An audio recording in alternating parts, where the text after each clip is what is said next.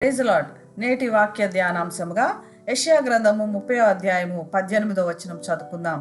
కావున మీ యందు దయ చూపవలనని యెహోవా ఆలస్యం చేయుచున్నాడు, మిమ్మును కరుణింపవలనని ఆయన నిలువబడి ఉన్నాడు. యెహోవా న్యాయము తీర్చు దేవుడు, ఆయన నిమిత్తము కనిపెట్టు వారందరూ ధన్యులు. దేవుని వాక్యంలో స్పష్టంగా ఆయన అవిధేయతను ఖండిస్తూ ఉన్నట్టు మనకు తెలుస్తుంది.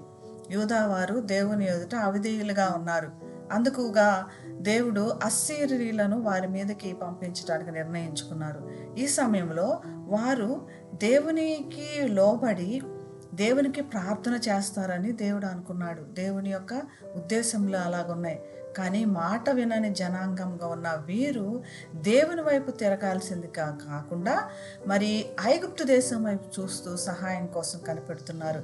ఈ సమయంలో ఒక తండ్రి హృదయముగా దేవుడు వారి గురించి శ్రద్ధ కలిగి ఉన్నాడు.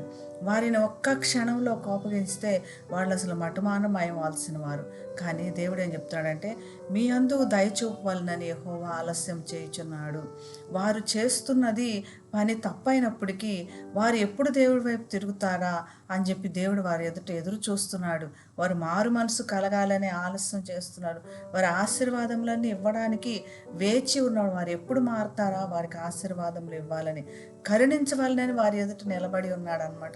తలుపు తడుతున్నాడు. తలుపు దగ్గర నిలబడి హృదయం అనే తలుపు దగ్గర తడుతూ ఉన్నారు. కానీ వారు తీసే పరిస్థితి లేదు. న్యాయము తీర్చే దేవుడు ఆయన. న్యాయం తీర్స్తే ఒకసారి మనం ఏ పాటి వారమండి, కానీ ఆయన అంత న్యాయం తీర్చే దేవుడు. కానీ ఆయన నిమిత్తం కనిపెట్టు వారందరూ ధన్యులు. ఆయనకి ఎవరైతే లోబడతారో వారికి మాత్రం ఎట్టి పరిస్థితుల్లో ఆలస్యంగా చేయకుండా ఆశీర్వాదములు కుమ్మరిస్తారు. ఖచ్చితంగా న్యాయం తీరుస్తాడని వాక్యం తెలియపరచబడుతుంది. మన అవిధేయతలు ఎరిగి దేవుని దగ్గరికి వస్తే దేవుడు న్యాయం తీర్చేవాడు. కాబట్టి అటువంటి కృప దేవుడు మనందరికీ దయచేయను గాక. ప్రార్థన చేసుకుందాం. పరిశుద్ధమైన యేసయ్యా, నీ న్యాయమైన ప్రభా తీర్పు కోసమే నీకు వేలాది వందనాలు ప్రభా. అవిధేయులం ప్రభా, నీ వైపు సహాయం చూడకుండా అక్కడెక్కడ తిరిగి ప్రభా వ్యర్థమైన సమయాన్ని వ్యర్థం చేస్తున్నాం ప్రభా.